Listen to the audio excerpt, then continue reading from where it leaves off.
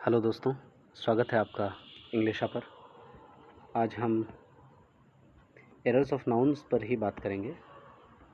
और आपने अगर वीडियो नंबर 23 नहीं देखा है तो आप देख लें, क्योंकि हम 56 क्वेश्चंस के सेट ले रहा है, एक सीरीज़ ले रहा है।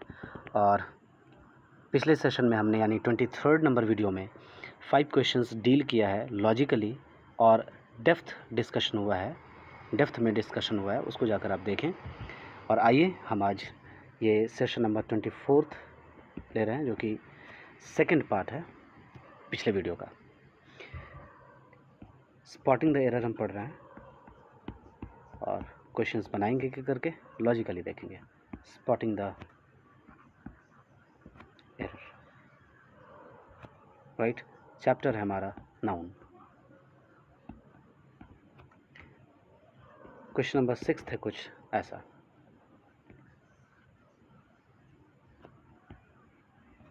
The beautiful surrounding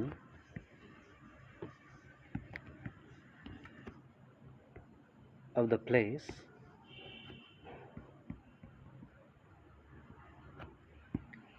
enchanted me। मतलब प्लेस का फुल स्टॉप यहाँ नहीं आ पा रहा है, आना चाहिए। तो प्लेस की जो खूबसूरत सराउंडिंग थी उसने मुझे बहुत ही मंत्रमुग्ध किया। क्या एरर है इसमें? नाउन से रिलेटेड एरर है। हमने आपको कहा है कि प्लिंथ टू पैरामाउंट के जो क्वेश्चंस हैं उसी तर्ज पर हम क्वेश्चंस देख रहे हैं, तो साथ ही साथ आप अच्छा महसूस करेंगे। एसएससी लेवल तक का ये क्वेश्चन है, सीखते चलें। लॉजिक अगर हम देखें तो बात करते हैं। सराउंड एक वर्ड है जो कि अपने आप में एक वर्ब है, तो निश्चित तौर पर इसका वर्ब फॉर्म भी होगा, यानी वर्ब फॉर्म्स होंगे इसके V1 V2 V3 V4 V5। तो सराउंड का फोर्थ फॉर्म है सराउंडिंग। ओके, समझें आप ध्यान से, ये वर्ब का फोर्थ फॉर्म है, राइट।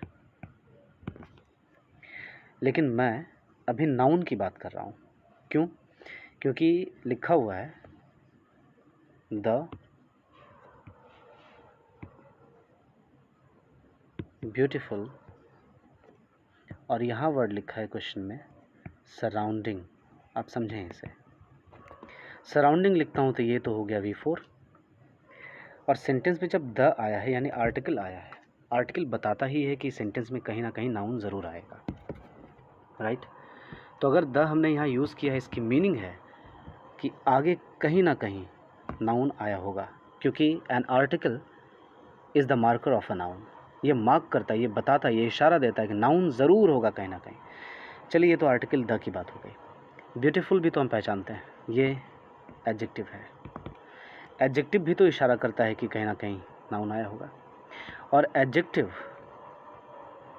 और उसके बाद आए हुए वर्ड के बीच में अगर कोई वर्ड नहीं है तो निश्चित तौर पर एडजेक्टिव के बाद जो वर्ड आता है वो नाउन ही होता है।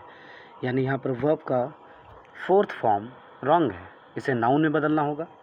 और सराउंडिंग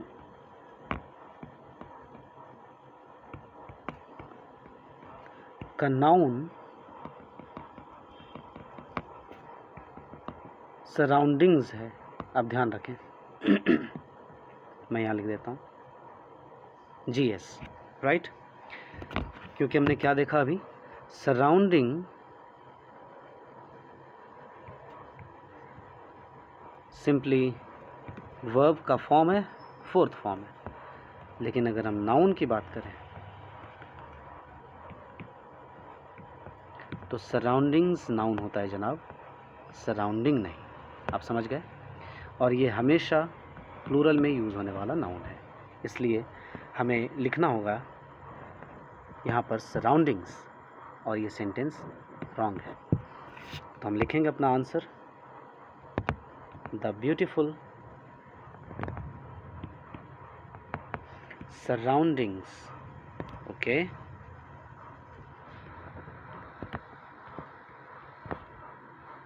देखिए कुछ संयोगवश एस ही नहीं लिखा था यहाँ पर, मैं यहाँ लिख देता हूँ।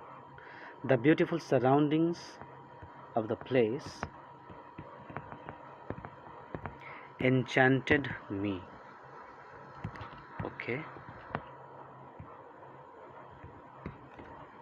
कि जो भी वातावरण था स्थान का, उस स्थान के चारों तरफ का वातावरण जो था उसने मुझे मंत्रमुग्ध कर दिया. तो surroundings is correct because surroundings is a noun and surrounding is a verb. Mind it. Okay, question number 7 की तरफ बढ़ते हैं. क्वेश्चन है,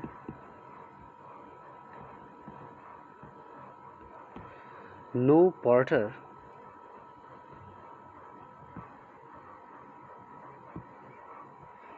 being available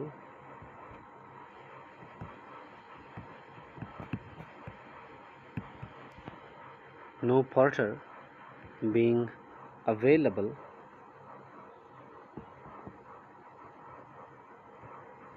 John carried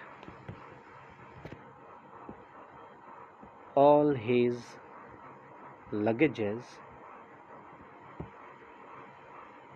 himself.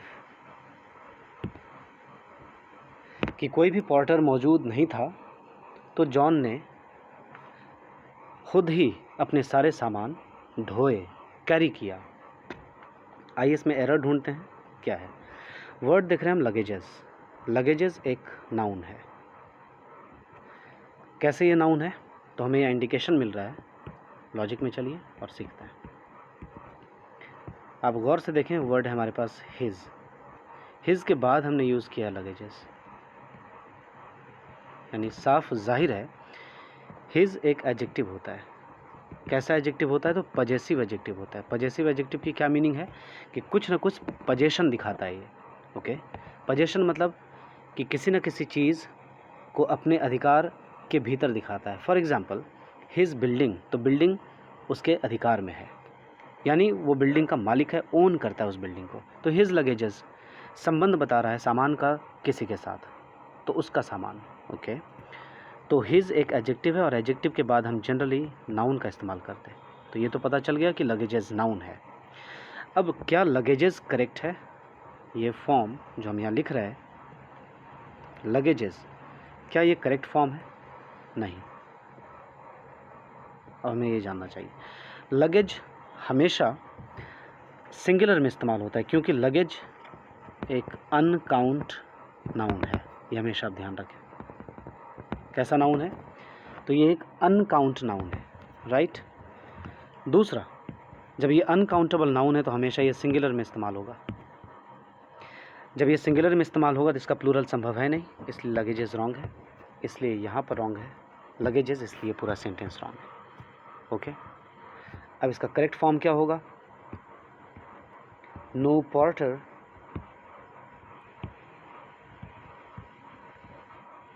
being available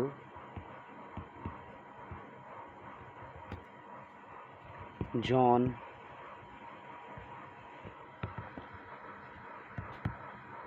carried his luggage himself. समझ गए आप? and this sentence is right. This is called how we spot the error. Okay, चीज़ों को समझें आप पहले अच्छे तरीके से. जब पूरा समझेंगे तो बहुत ही अच्छा लगेगा और आप बना भी पाएंगे. आइए क्वेश्चन नंबर 8 की तरफ चलते हैं.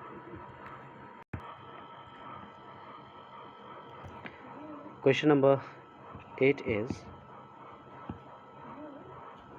the table's legs have been beautifully carved. And what is the error in this sentence? Try to find it out. Go for the logic. We have a phrase, table's legs. Okay, table's legs. This phrase is wrong. Why? We need to say legs of the table, because table is a non-living thing and we cannot put an apostrophe s with the non-living thing. Means we cannot possess the non-living thing. That's why we should not say here table's legs, right? Because table is not a person, table is not an animal. This is wrong. We can say simply like that, Harry's book. Suppose this is correct, because Harry is a man, Harry is a person, Harry is a living thing, and we can put apostrophe to a living thing. So this is right. And finally we can say here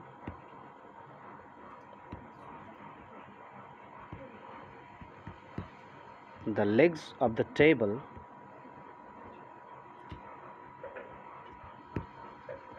have been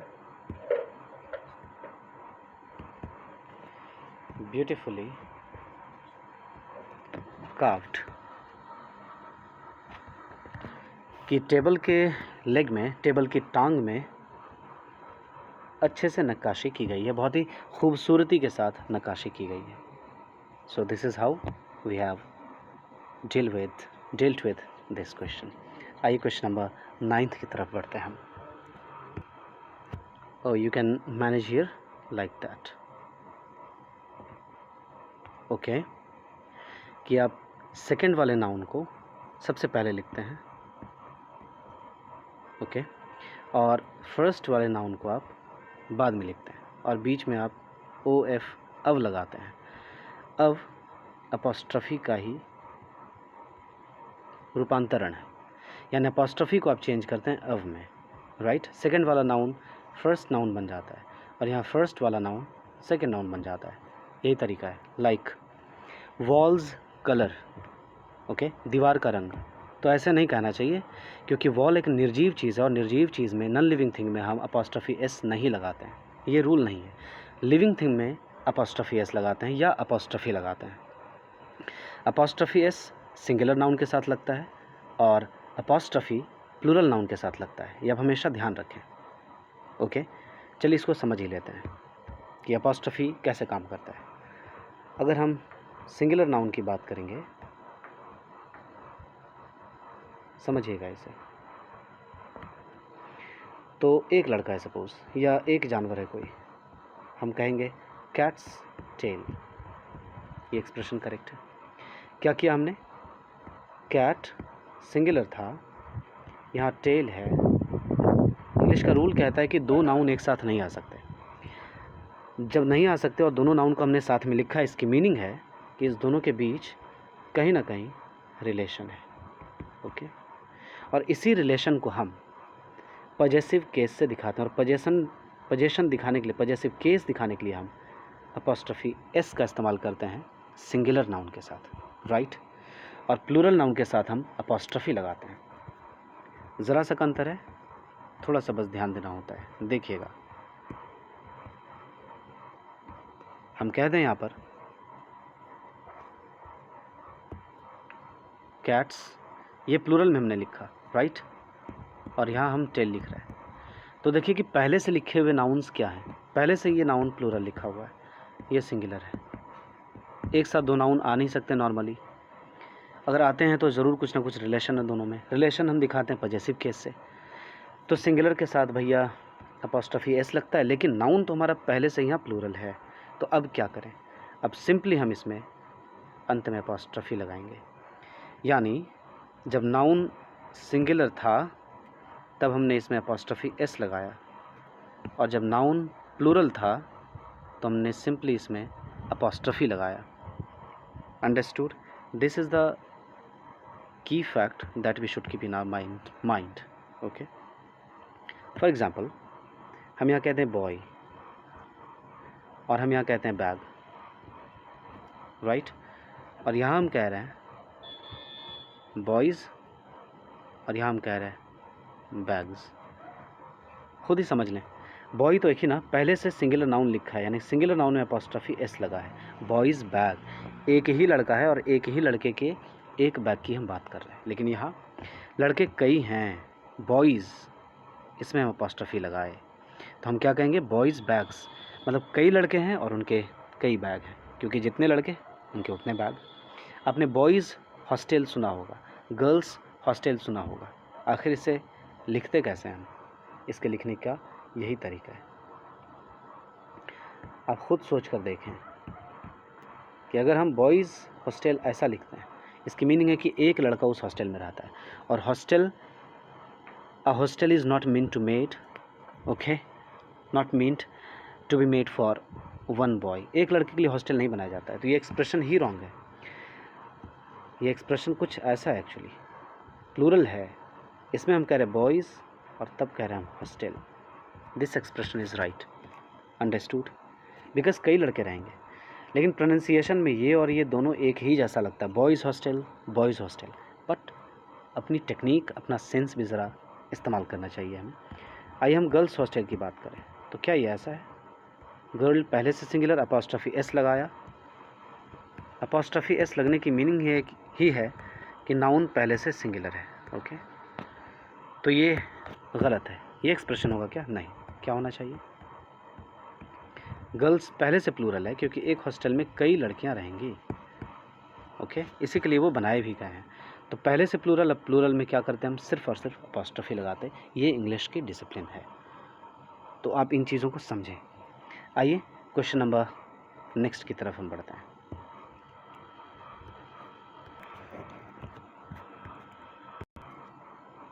question number 9th। ये question तो बहुत ही famous question है, like the sceneries of Kashmir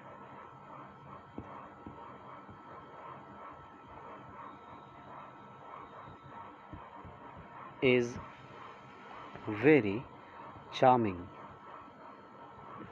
charming मतलब मनमोहक, मंत्रमुग्ध कर देने वाला। तो कश्मीर की जो सीनरी है, कश्मीर का जो नज़ारा है, वो काफ़ी ज़्यादा मन लुभाने वाला है, मन को भाने वाला है। तो आइए हम बात करते हैं सीनरीज़ पर। यह नाउन सीनरीज़ है, आपने पढ़ा भी होगा, इसी में एरर है, इसके विषय में हम सारी चीज़ समझते हैं। देखिए, वर्ड है सीन और वर्ड है सीनरी। अब गौर भी करेंगे, सीन सीन ही हमने लिखा है, लेकिन सीनरी कैसे बन जाएगा, सीन में ही आर वाई लग जाता है। सीन काउंटेबल नाउन है, ओके, आप इसमें सेंस ऑफ काउंटेबिलिटी डाल सकते हैं, यानी ए एन इसके साथ इस्तेमाल होगा और इसका प्लूरल भी बनेगा, राइट। लेकिन सीनरी एक अनकाउंटेबल नाउन है, अब हमेशा इसे याद रखें। जब ये अनकाउंटेबल नाउन है तो इसका प्लूरल पॉसिबल नहीं है, क्योंकि आम तौर पर हमने देखा है, हम जानते हैं कि अनकाउंटेबल नाउन का प्लूरल पॉसिबल नहीं होता है। इसलिए आप सीनरी को किसी भी सूरत में प्लूरल ना बनाएं, ना तो वाई को हटाकर आई और ई एस ऐड करें, ना तो इस सूरत में प्लूरल बनाएं, और ना ही आप इसे इस सूरत में प्लूरल बनाएं। Both ways are wrong. Now we need to change here it in singular. आइए सिंगुलर में लिखते हैं और सेंटेंस हमारा करेक्ट हो जाएगा। द आर्टिकल है, आर्टिकल के बाद तो नाउन ही आता है, इसलिए सीनरी नाउन है, नाउन की पहचान भी आनी चाहिए। और ये सबसे अहम बात है कि हम पार्ट ऑफ स्पीच को पहचानें, हम पहचानते हैं सेंटेंस में, ये एक ज़रूरी बात है, क्योंकि अगर हम ए बी सी डी ही नहीं पहचानते हैं तो वर्ड कैसे बनेंगे, फिर सेंटेंस कैसे बनाएंगे आप। इसलिए identification is the basic, is the main root of learning, main step of learning. सीखने का सबसे पहला स्टेप है आइडेंटिफिकेशन, पहचान, ओके। नई भाषा आप सीख रहे हैं तो नई भाषा में आप सबसे पहले उसके अल्फ़ाबेट के लेटर सीखते हैं, यानी लेटर पहचानना जानते हैं। अगर बच्चा है, बच्चा लेटर पहचानना जानता है, तभी तो वर्ड बनाएगा वो। So we need to first understand the things, identify the things. इसलिए अब ये सेंटेंस करेक्ट है। इसमें सीनरीज रॉन्ग था, इसलिए ये सेंटेंस पूरा रॉन्ग था। इसमें हमने सीनरीज को सीनरी कर दिया, करेक्ट कर दिया, और ये सेंटेंस करेक्ट है। The scenery of Kashmir is very charming, बहुत ही ज़्यादा खूबसूरत है, बहुत ज़्यादा मनमोहक है। क्या? कश्मीर के नज़ारे। आइए नेक्स्ट क्वेश्चन की तरफ बढ़ें। चलिए इस पैटर्न पर एक क्वेश्चन ले लेते हैं हम। For example, the poetries of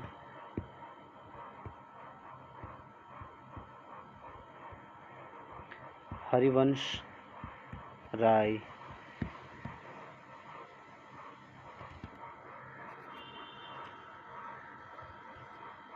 Bachchan, ठीक ही लिख रहा हूँ ना बच्चन की spelling. The poetries of Harivansh Rai Bachchan is very inspiring. Suppose कि हरिवंश राय बच्चन जी की लिखी हुई कविताएं बहुत ही ज़्यादा इंस्पायरिंग हैं, प्रेरणात्मक हैं, प्रेरणा मिलती है उनकी कविताओं को पढ़ने से। ऐसा आपको लगता है या ऐसा मुझे लगता है? मैंने क्वेश्चन लिखा। आइए इसमें क्या एरर है देखते हैं। लॉजिक की तरफ बढ़ें। यहाँ द लिखा हुआ है, द एक आर्टिकल है, आर्टिकल के बाद एक नाउन आता है, इसलिए पोइट्रीज वर्ड यहाँ पर नाउन है। अब पोइट्रीज की कहानी पूरी समझना है। पोइट्री अनकाउंटेबल नाउन है, it is an uncount noun. It cannot be made plural. Plural is not possible. That's why we should not write here like this. कि आपने y को हटाया, I लिखा और es ऐड किया, ये फैशन भी रॉन्ग है और इसकी ये फैशन भी रॉन्ग है। दोनों ही फॉर्म गलत हैं, हम ऐसा नहीं कर सकते। इसलिए सिंपली हमें यहाँ क्या कहना होगा? The poetry of Harivansh Rai Bachchan is very inspiring. Okay, now this sentence is correct but this is wrong. और अगर आपको पोइट्री की जगह पर प्लूरल ही लिखना है, जैसे कि यहाँ पर पोइट्रीज लिख दिया गया था प्लूरल, इसी एस्पेक्ट में अगर आपको लिखना है तो आप उसे पोम्स लिख दें, कोई गलती नहीं है। The poems of Harivansh Rai Bachchan are very inspiring, क्योंकि आपने प्लूरल में लिखा है पोम्स, याद रहे, और पोम का प्लूरल पोम्स बनता है, तो यहाँ आर करना होगा हमें। सो बी केयरफुल, अंडरस्टूड। आइए नेक्स्ट क्वेश्चन की तरफ बढ़ते हैं, और इस सेशन का ये लास्ट क्वेश्चन होगा। हम 5-5 क्वेश्चंस के साथ बढ़ रहे हैं और इन डिटेल हम बात कर रहे हैं। नेक्स्ट वीडियो में, नेक्स्ट सेशन में हम फिर से 5 क्वेश्चन लेंगे और इस तरह से हम 56 क्वेश्चंस के पड़ाव कंप्लीट करेंगे। आपका सहयोग, आपका प्रेम हमारे साथ बना है और हम इसे कर लेंगे। आइए नेक्स्ट क्वेश्चन सीखते हैं। Question number 10th, the pilot showed great talent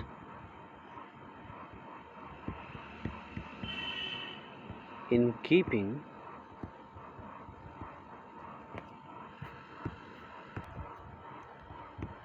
the damaged aeroplane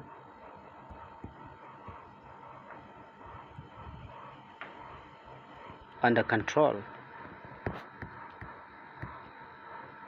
Okay, so what is the error in this sentence? Try to find it out.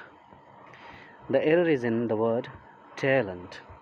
Okay, the pilot showed great talent in keeping the damaged aeroplane under control. Logic, इसे आप समझें। 2 word है हमारे पास, एक है talent और दूसरा word है स्किल। सो एरर क्या है इसमें? मैं क्या बताने की कोशिश कर रहा हूँ? टैलेंट एक नेचुरल क्वालिटी है आपकी, ये हमेशा ध्यान रखें। कोई बच्चा जन्म लेता है, थोड़ा बड़ा होता है और गाने लगता है, अच्छा गाता है, तो हम कहेंगे वो टैलेंटेड है। ओके, उसने कहीं से भी फॉर्मल ट्रेनिंग नहीं ली है गाने की, सिंगिंग की। जिससे साफ जाहिर होता है कि उसमें ये नेचुरल एबिलिटी है जो डेवलप्ड हो गई है, नेचुरल क्वालिटी है उसकी गाना। तो हम कहेंगे he has a natural talent. Talent natural ही होता है, तो सिंपली कहेंगे ही इज़ टैलेंटेड। हम नहीं कह सकते ही इज़ स्किल्ड। लेकिन एक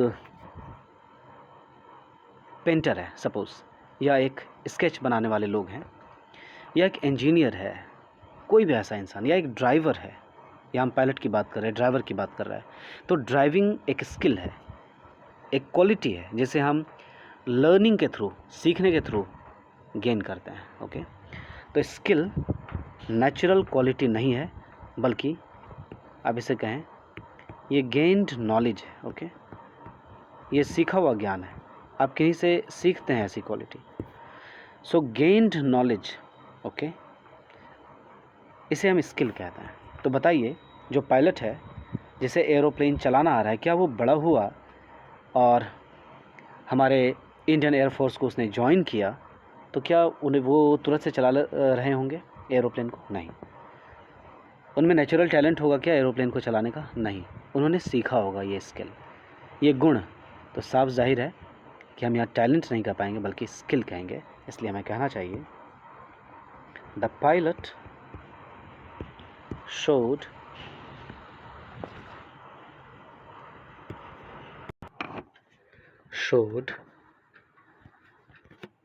great skill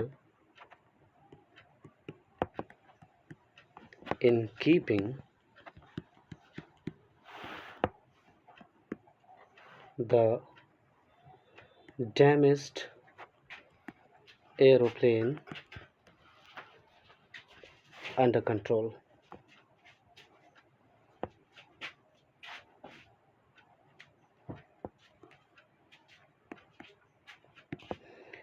Now we have achieved our target today, so we'll meet in the next session. Wait for the next one. Thank you so much to be with us. Stay healthy, stay tuned. Subscribe, like and share.